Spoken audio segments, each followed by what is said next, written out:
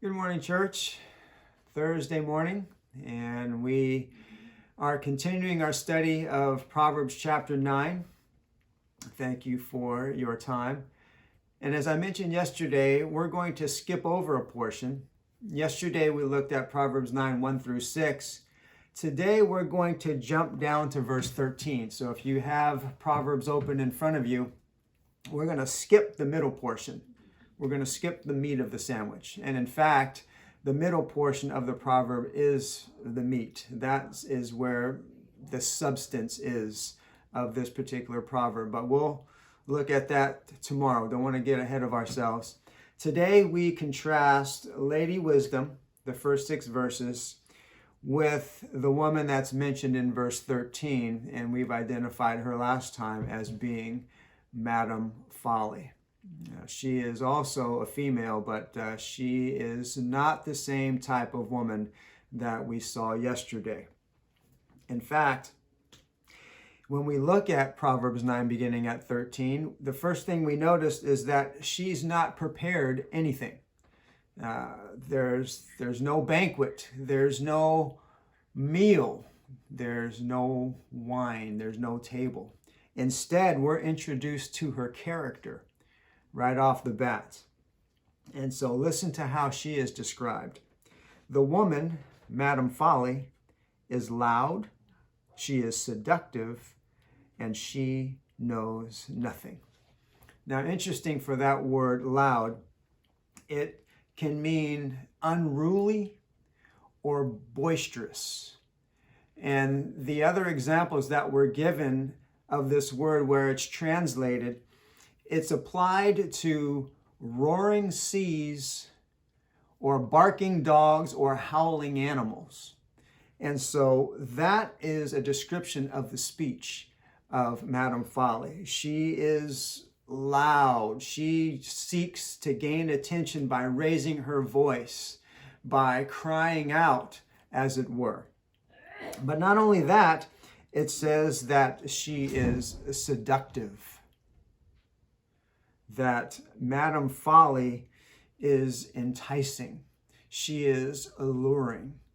In the previous Proverbs that you read, 5 through 7, in chapter 5, it says, I believe it's 5, that her speech is smoother than oil.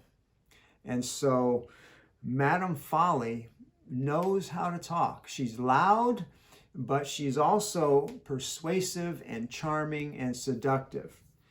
And when it says that she knows nothing, it does not mean that she is ignorant.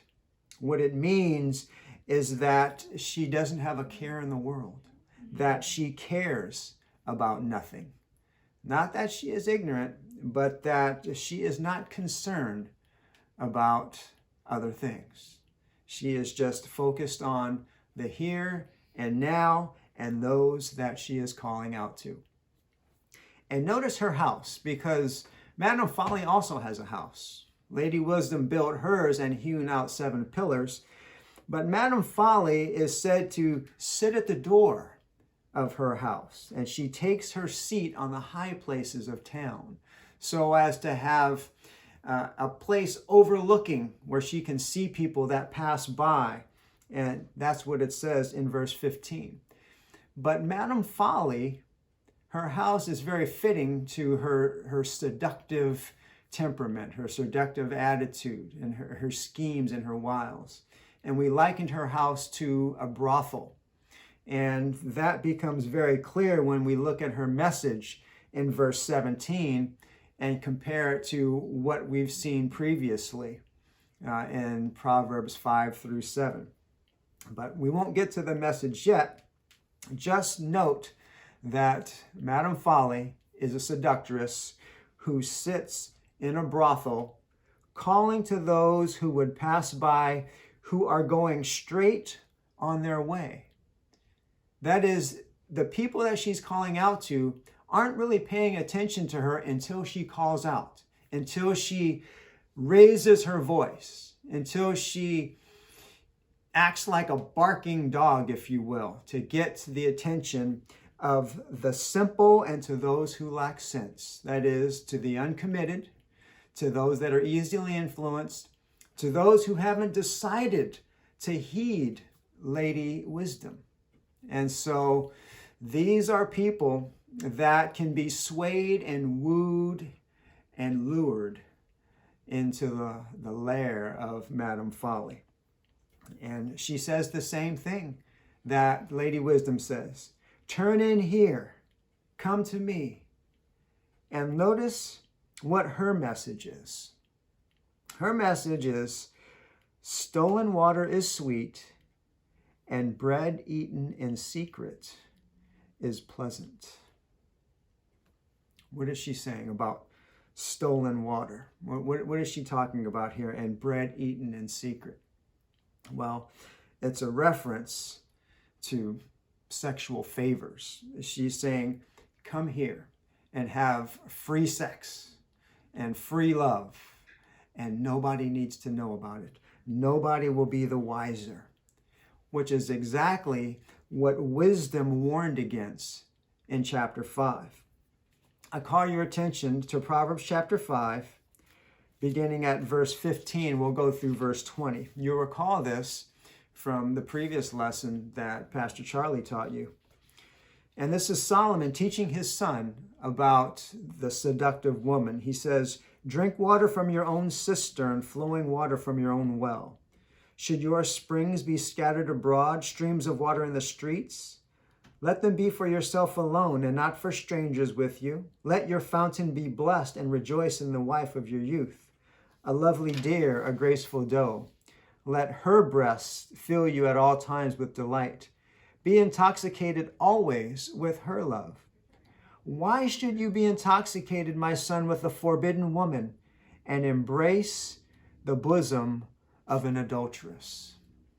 Madame Folly is calling out to the simple. Nobody needs to know. Stolen water is sweet. Come, let's do our thing, and no one will be the wiser. But remember, 5:21 says, a man's ways are before the eyes of the Lord, and he ponders all of his paths. It's not secret, and it's not for nothing. In fact, the offer that is tied to the message is water and bread. And we likened water and bread, or bread and water, if you will, to the opposite of the intimacy of the Lord's Supper. But if you're familiar with just the cultural idiom where bread and water is sold or served, it's in prisons. In prison, you are given the meager rations of bread and water. And so the offer is, come get something for nothing, nobody needs to know, and incarcerate yourself. But the incarceration is not just temporary. Look who ends up, or look at the fate of those who heed the call of Madame Folly. In this, it says, verse 18, he that is simple and he that lacks sense does not know that the dead are there, that the dead are in the house of Madame Folly, and that her guests are in the depths of Sheol. Those who enter into the house of Madame Folly and who fall for her enticements are essentially as good as dead. No one escapes alive from Madame Folly. Let me share with you something else that you might recall from Proverbs chapter 7, just 2 verses, 21 through 23. With much seductive speech she persuades him. With her smooth talk she compels him. All at once he follows her as an ox goes to the slaughter, or as a stag is caught fast, till an arrow pierces its liver. As a bird rushes into a snare, he does not know that it will cost him his life.